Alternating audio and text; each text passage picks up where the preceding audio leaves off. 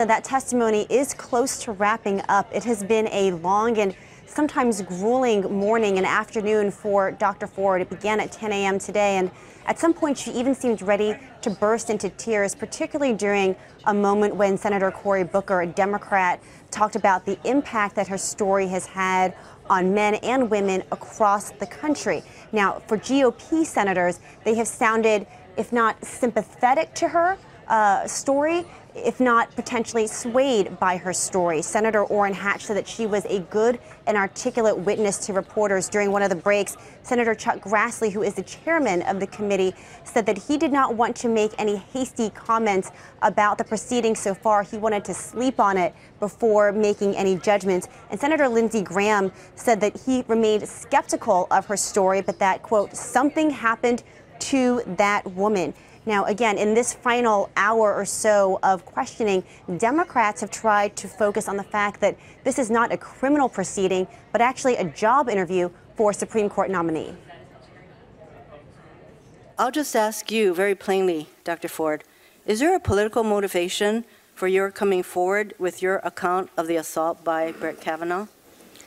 No, and I'd like to reiterate that, again, I was trying to get the information to you while there was still a list of other, what looked like equally qualified candidates.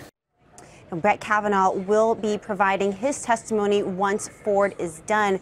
Guys, the chairman of the committee has said that he will get as much time as needed to make his statement and to answer questions from the senators. Back over to you. Have Republican senators, we asked last hour, have Republican senators, they have spoken, but have they done any of the questioning so far, or is it still on the shoulders of the prosecutor, the sex crimes prosecutor from Arizona? They have not. They have turned over all of their questioning to that outside prosecutor. The original intention had been to avoid the strange optic of 11 men grilling her, but now you also have perhaps an equally strange optic of 11 senators sitting silently and just watching the proceedings unfolding before them. How close are we to her wrapping up her testimony and the questioning? Are they down to sort of the last couple of senators? They are. Senator Kamala Harris is one of the final ones. I think we still need to hear from Senator Kennedy and perhaps one more Democrat as well, but this should be wrapped up here in just a few more minutes. And how much of a break will there be between her testimony and that of Judge Kavanaugh? Unclear at the moment, but we do know that Judge Kavanaugh has arrived on Capitol Hill and is waiting to tell his side of the story. All right. Any indication that the president has been listening or that there's any reaction from the White House? He seemed to allude to the fact yesterday that he was going to be listening very closely and has not decided anything.